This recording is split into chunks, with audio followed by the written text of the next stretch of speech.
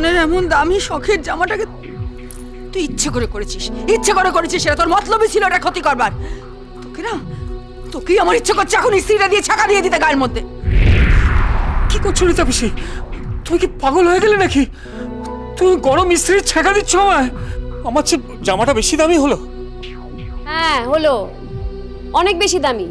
আপনার চেয়ে না রাস্তায় যে কুকুরগুলো ঘুরে বেড়ায় তারাও অনেক বেশি দামি। দরকার হলে স্ত্রী দিয়ে মুখটা পুড়িয়ে দেবো। এমনিতেই আপনার মুখটা যা, পুড়িয়ে দিলে একবারে মুখ পোড়া হনুমানের মতো লাগবে, তারপর বাকি জীবনটা মুখ পোড়া হনুমানের মতো মুখ নিয়েই কাটাবেন আর কি। দাও না বিশাখা, গরম স্ত্রীটা মুখের মধ্যে চেপে ধরো একেবারে। মুখটা পুড়বে তখন হুঁশ হবে কত ধানে কত চাল।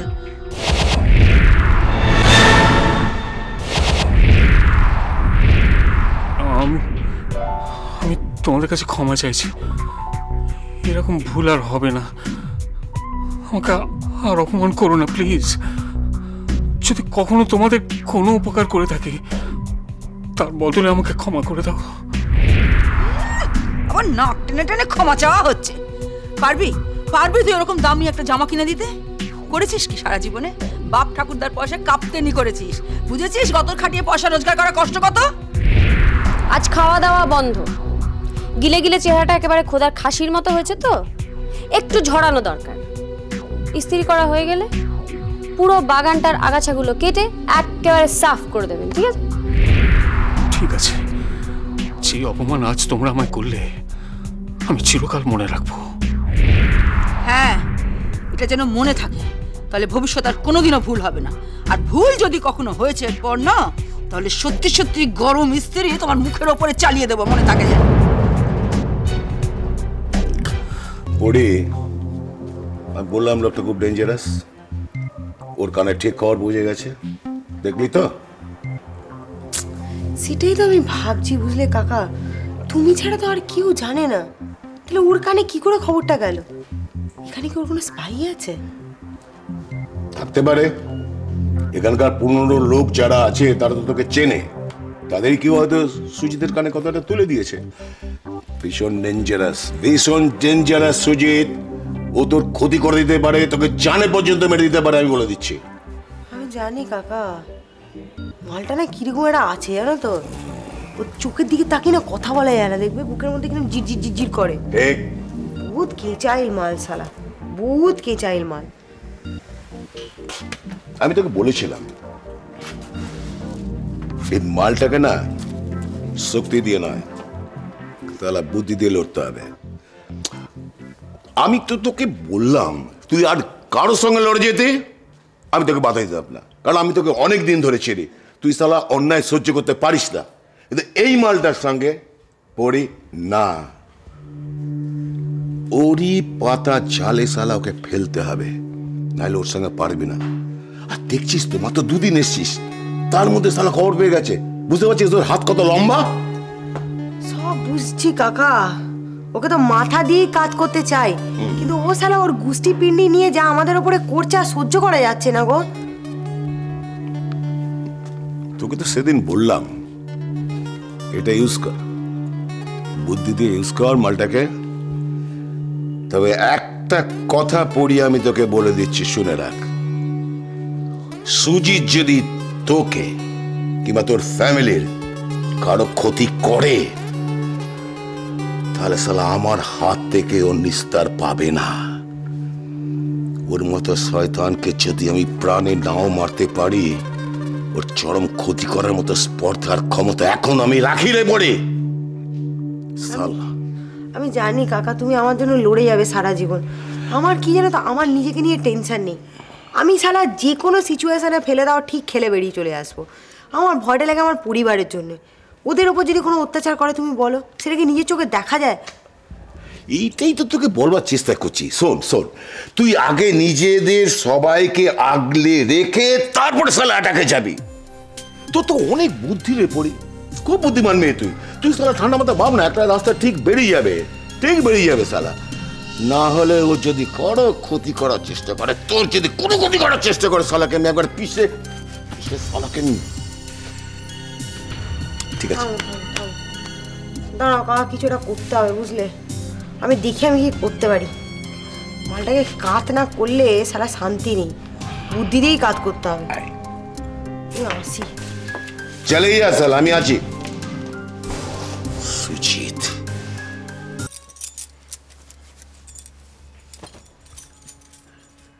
আমাদের আশ্রিত ছিল,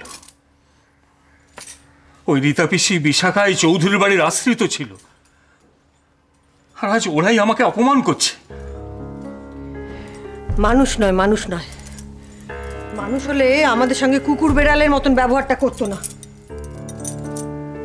ভাবো, সামান্য একটা জামা পুড়ে গেছে বলে ওই রীতা পিসি আমাকে গরম ইস্ত্রির ছ্যাঁকা দিতে এলো? ভাবা যায়? সহ্যের সীমা ছাড়িয়ে যাচ্ছে, আর মুখ বুজে থাকাটা ঠিক হবে না, একটা কিছু করা দরকার। আমি না হয় পরীকে খবরদার নিরু, পরীকে কিচ্ছু বলবে না। পরী এসব জানতে পারলে সব একেবারে তছনছ করে দেবে। পরী একবার খেপে গেলে কিন্তু ওকে সামলানো যাবে না। কিন্তু এই অত্যাচারের কি শেষ নেই? কতদিন মুখ বুজে সহ্য করব? সে আমাদের কপালে যা আছে তাই হবে, কিন্তু পরীকে কিচ্ছু বলা যাবে না। আমি তোমাকে বারবার সাবধান করছি নিরু। ঠিক আছে, আমি তোমাকে কথা দিচ্ছি, আমি পরীকে কিছু বলবো না, কিন্তু ওরা যদি পরীকে বলে দেয় তাহলে কি হবে আমি জানি না। সে তখনকার কথা তখন ভাবা যাবে। আমাদের অপমান করুক, হাজার অপমান করুক, আমরা সয়ে যাব, কিন্তু পরীর কোনো ক্ষতি সইতে পারবো না। ও ছাড়া আমাদের আর কি আছে বলো? বলো নিরু, আজ যদি পরীর কিছু হয়ে যায় আমরা কি নিয়ে বাঁচবো নিরু?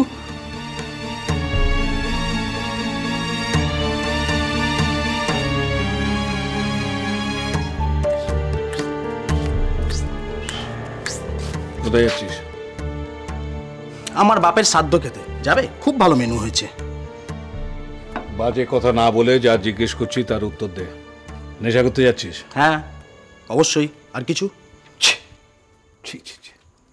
লজ্জা করে না তোর? বাপের পয়সা নেশা করতে যাচ্ছিস বলতে লজ্জা করছে না তোর? এসব ফালতু কথা বলো না। জীবনে এক পয়সা পরিশ্রম করে রোজগার করেছো কোনোদিন? সারা জীবন তো লোককে ঠকিয়ে, ভয় দেখিয়ে, 2 নম্বরই করে পয়সা রোজগার করেছো। বাপের পয়সা সালা। থামো। যেভাবেই পয়সা রোজগার করি তার জন্য বুদ্ধি লেগেছে, শক্তি লেগেছে। তোমার মতো বাতেলা ছেড়ে পয়সা রোজগার করা যায় না। আগে একটা পয়সা রোজগার করে দেখাও, তারপর তোমার কথা আমি শুনবো, তোমার কথা আমি মানবো। নেশাখোর হয়ে জ্ঞান দিচ্ছে। শোনো, নেশা করে বলি আর অনেশা করে বলি, তোমার একটা কথা বলে দিই, আমি যেটা বললাম সেটা কি ভুল বলেছি? হ্যাঁ, সারা জীবন এক পয়সা রোজগার করেছো পরিশ্রম করে? সুবল, আর একটা কথা বললে না চড়িয়ে দাঁত ফেলে দেবো। এই, তোমাকে আগের দিনই বলেছি এসব হাত ফাত একদম তুলবে না। মেরে এই হাত ভেঙে তোমার পকেটে ঢুকিয়ে দেবো একদম। খাইয়ে পড়িয়ে আমি একটা জানোয়ার তৈরি করেছি। ছেলে হয়ে বাবার গায়ে হাত তুলতে চাইছো? ছাড়ো। আমাদের গায়ে সারা জীবন হাত তোলা ছাড়া আর কি করেছো তুমি? কোন দায়িত্বটা পালন করেছো? মা তোমার দায়িত্বে আমাদেরকে ওখানে রেখে এখানে চলে এলো, আর তুমি আমাদের ভগবানের নামে ছেড়ে দিয়ে নিজের 2 নম্বরই করতে থাকলে। আজকে ছেলে হিসেবে আমাকে পরিচয় দিতে তোমার ঘেন্না লাগছে না? হ্যাঁ, বাবা হিসেবে কোন দায়িত্বটা পালন করেছো তুমি? তোমাকে বাবা বলতে আমার ঘেন্না করে, বুঝতে পারলে? ঘেন্না করে? ঘেন্না? বাহ বাহ বাহ বাহ বাহ, বেশ বুলি ফুটেছে। ন্যায় অন্যায় বোধ জেগেছে। কে শেখাচ্ছে সব? ওই মেয়েটা? কোন মেয়েটা? ন্যাকামি করো না, বুঝতে পারছো না? আমি পরীর কথা বলছি। পরী এসব কথা শিখিয়েছে না? হ্যাঁ, একদম ঠিক বলেছো তুমি। পরী এসব কথা শিখিয়েছে। ওই তো আমাকে ভালো মন্দ চেনাতে শেখালো। ওই তো তোমাদের মতো নোংরা মানুষগুলোকে চিনতে শেখালো আমাকে। ওই তো আমাকে বোঝালো যে জীবনে অন্ধকার ছেড়ে আলোয় বেরিয়ে আসা যায়, একটু চেষ্টা করলে। তোমার কি যায় আসে? আমি যদি মরে যাই, রূপসা যদি পঙ্গু হয়ে থাকে, রুমি যদি খারাপ পথে চলে যায়, তোমার কিছু আসে যায়? কিচ্ছু আসে যায় না, কিচ্ছু না। থামো থামো, শেখানো কথা বলো না। পরী সারা জীবন তোমার সঙ্গে থাকবে না। আমি দয়া করে ওদের এ বাড়িতে থাকতে দিয়েছি। যেদিন মাথা গরম হয়ে যাবে সেদিন লাথি মেরে বাড়ি থেকে তাড়িয়ে দেবো। তখন ওদের সঙ্গে ফুটপাতে কি থাকবে তো? সুজিত সান্যাল, চুপ। একটা কথা আমি তোমাকে বলে দিলাম, তুমি যদি পরি বা ওদের পরিবারের কারোর ক্ষতি করতে চাও তাহলে কিন্তু আমার থেকে খারাপ কেউ হবে না। তোমার হাত পা ভেঙে বিছানায় শুইয়ে রেখে দেবো তোমাকে।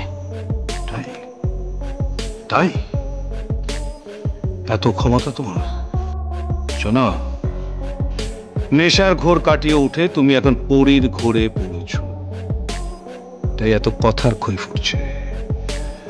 যেদিন ঘোরটা কেটে যাবে সেদিন আমার সামনে এসে দাঁড়াবে। যাও যাও এখান থেকে, যাও।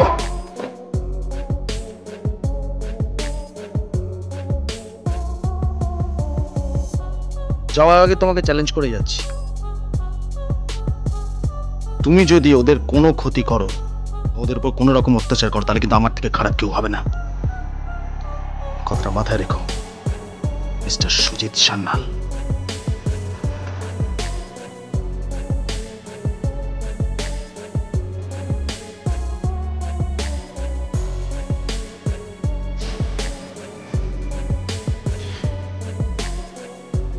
রাশ আলগা হয়ে যাচ্ছে, এরপর এক এক করে সবাই আমার মুখের উপর কথা বলবে। না, এটা হতে দেওয়া যাবে না। যত তাড়াতাড়ি সম্ভব চৌধুরী বাড়ি বিক্রি করে এখানকার পাত্তারি গোটাতে হবে।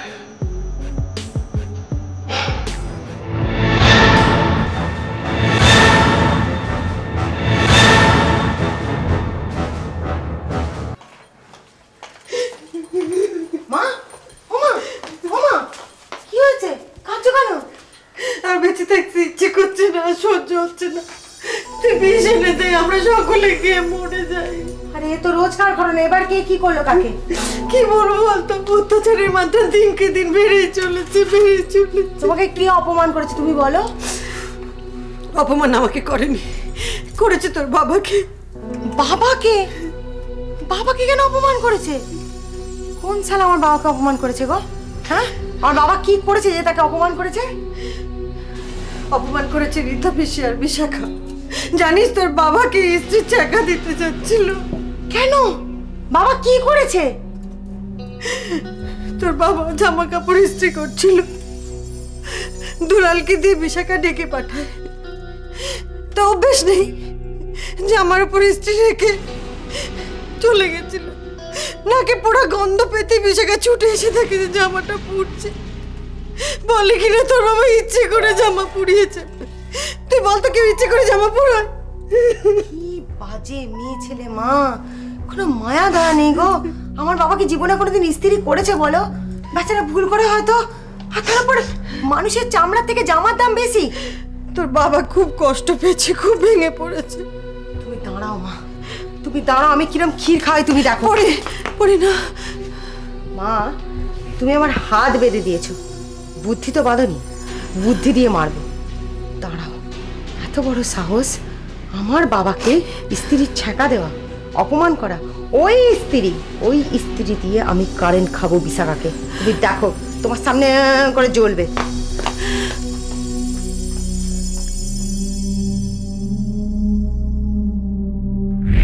आज न छोड़ूंगा तुझे दम दम दम, तूने क्या समझा है मुझे? रे বিশাখা, বহুত বড় বেড়েছে রে তোর। এবার দেখ কিভাবে আমি তোর সঙ্গে ট্রিট করি রে। तुम एक मारोगे, हम 12 मारेंगे।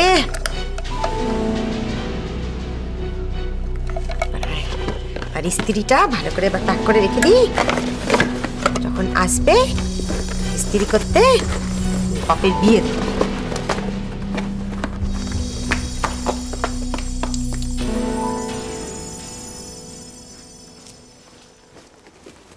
একটা কাজ যদি করে এই বাড়ির লোকজন, গিলছে দিনরাত, কাজের বেলায় কিচ্ছু নেই। বাবা রেখেছে এমন করে যেন নতুন স্ত্রী কিনে এনেছে। খাবে দাবে গিলবে, প্রত্যেকটা কাজ আমাদেরকে করতে হবে।